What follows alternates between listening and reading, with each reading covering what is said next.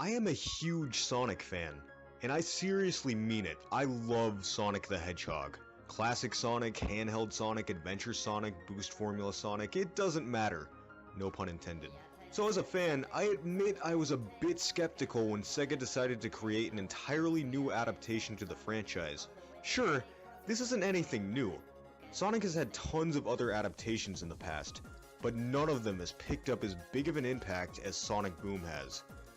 Comments like Knuckles on steroids, Sonic looks like Nathan Drake, Sonic's legs are too long, oh my god, Sonic Boom is the next Sonic 06, they all kept spiraling around.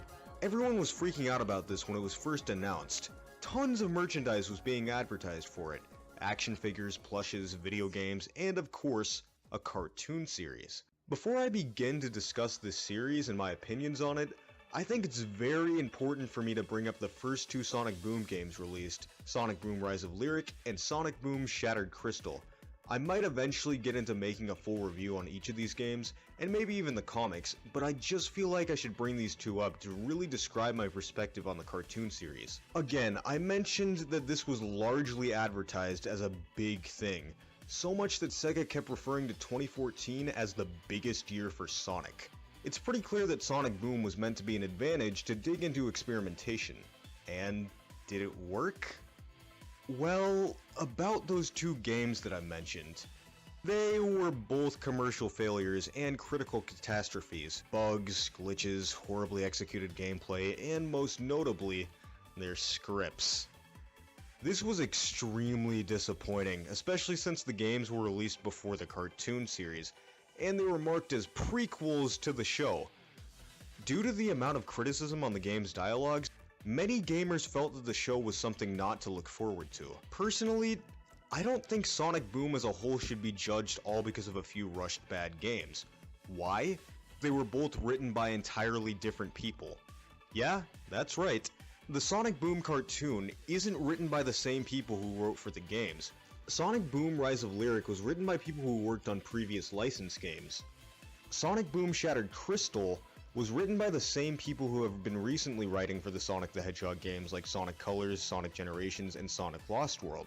The Sonic Boom cartoon, however, is written by several people who have written for shows such as My Little Pony Friendship is Magic, Drawn Together, and even The Simpsons. It's written by more professional cartoon writers. According to Fredinator, the producers of the show even studied cartoons such as The Simpsons and SpongeBob SquarePants to get a sense of quality animation writing. Therefore, the writing of Sonic Boom should not be compared based on its video games. One thing to note is that the series is a spin-off. It isn't a reboot. It isn't a remake.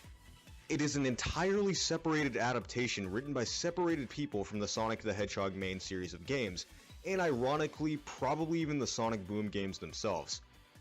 That being said, how good is the show? Let me get into the characters.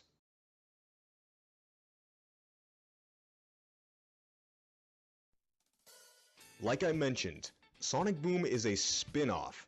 The characters are going to be a bit more different. Although I analyzed my thoughts on the redesigns a lot at first, I warmed up to these looks very quickly. It makes sense for Knuckles to be the bulkier one because he's always been the strong one. I don't blame them for adding goggles and tools along with Tails because, well, he's an inventor. Duh. In other words, I'm not someone who nitpicks about small details like eye color.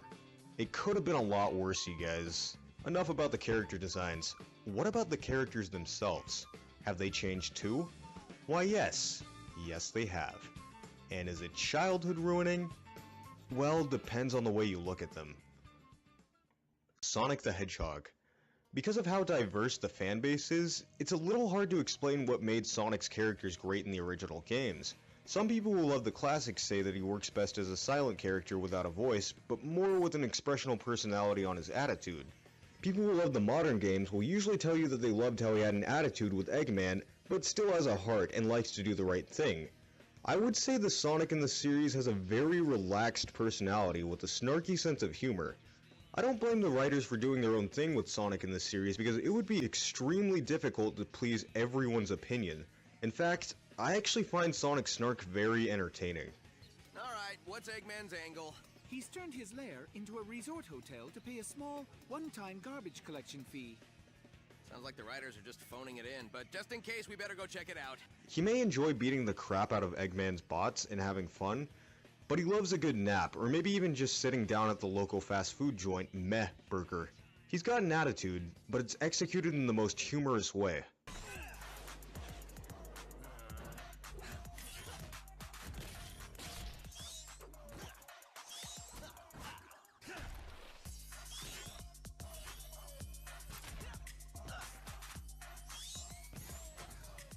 I'm gonna look totally awesome when I superimpose my character skin over this.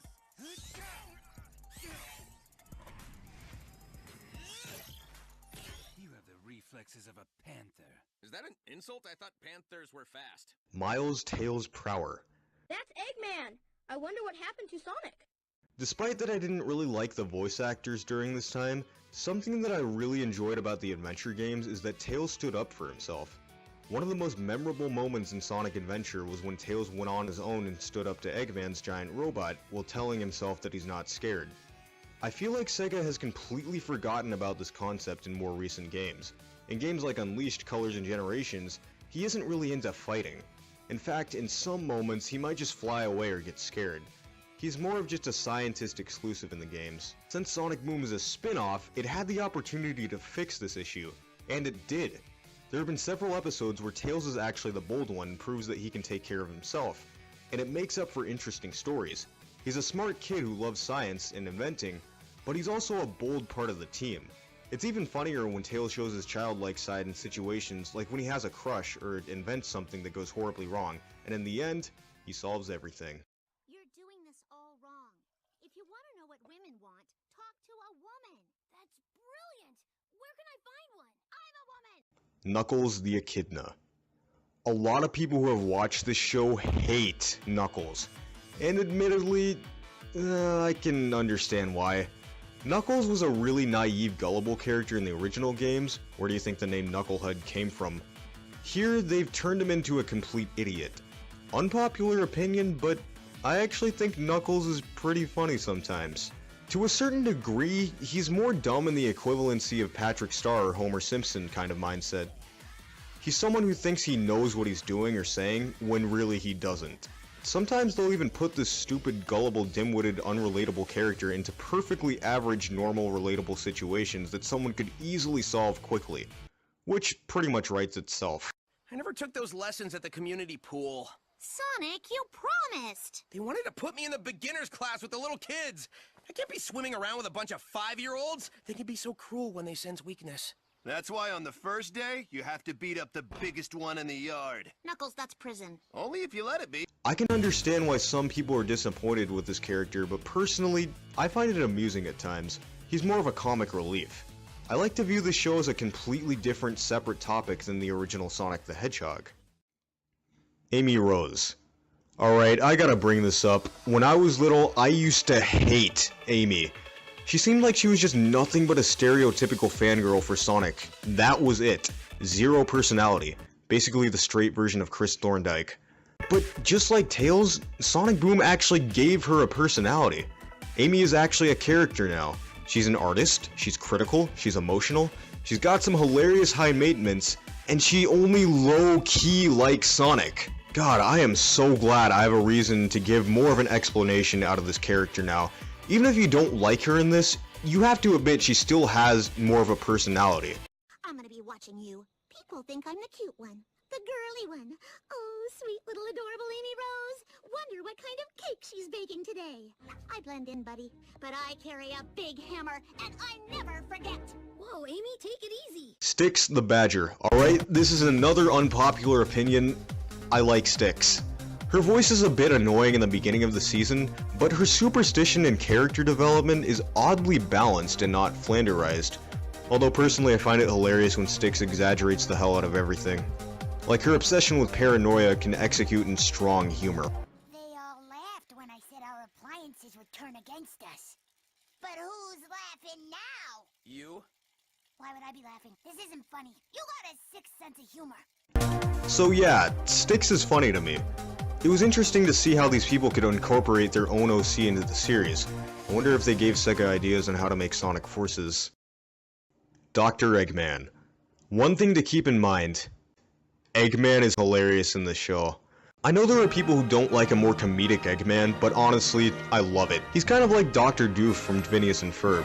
He's a villain, but he wouldn't actually try to kill anybody. He just wants to take over.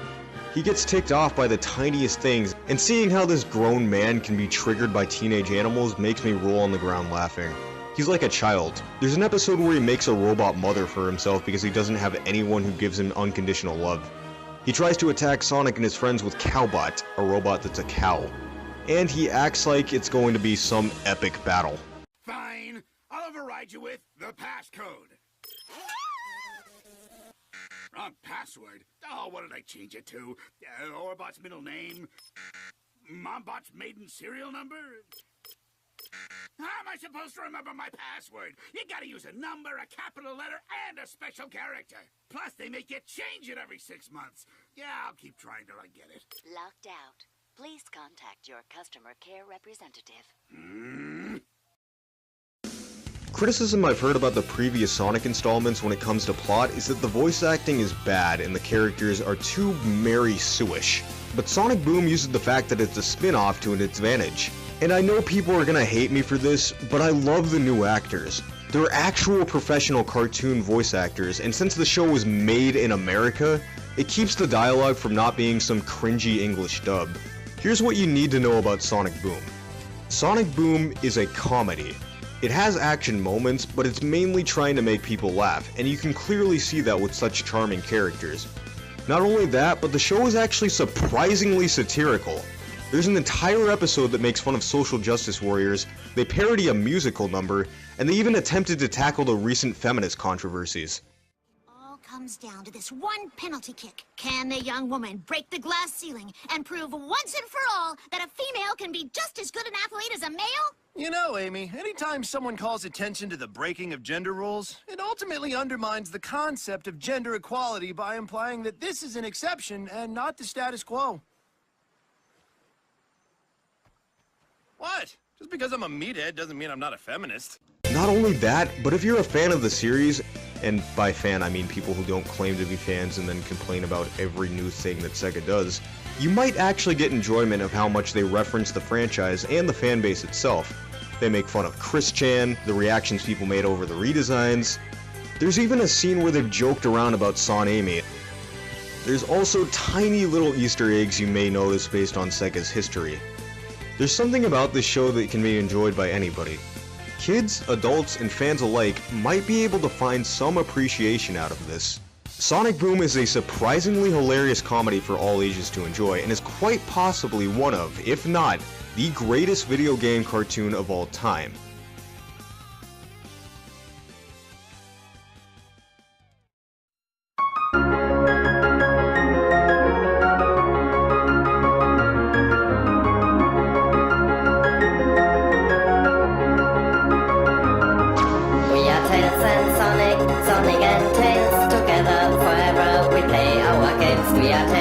Sonic, on the way.